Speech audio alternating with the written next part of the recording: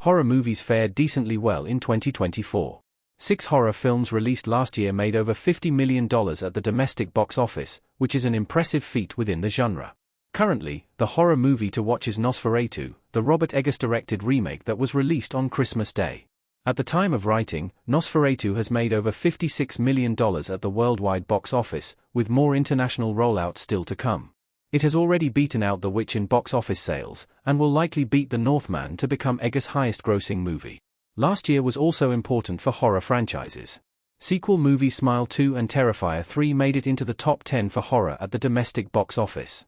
Another high performer was Alien, Romulus, which was sandwiched between the events of Alien and Aliens. The latest installment grossed over $350 million worldwide, with a good chunk coming from international markets. Now, one of 2024's best-performing horror films is starting 2025 with streaming success. A Quiet Place, Day One is doing well on streaming. The movie did well in theaters. A Quiet Place, Day One is now a streaming hit. The prequel film precedes the events of the 2018 smash hit John Krasinski film A Quiet Place, revealing what happens in New York City when the noise-sensitive aliens first touch down on Earth. The film featured a leading duo of Lupita Nyong'o and Joseph Quinn. A Quiet Place, Day One received decent reviews, getting an 86% tomato meter on Rotten Tomatoes.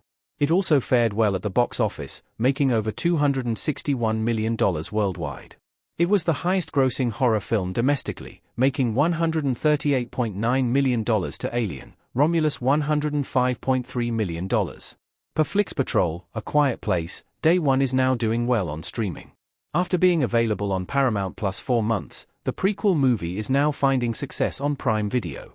The film has climbed to number 3 on the platform's top 10 charts. Our take on A Quiet Place, Day One's streaming success. This is good for the Quiet Place franchise. Emily Blunt as Evelyn Abbott in A Quiet Place Part 2.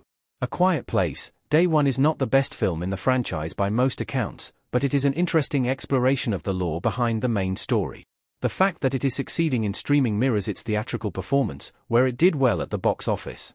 This is good for the health of the A Quiet Place franchise, which has already begun development on A Quiet Place, Part 3.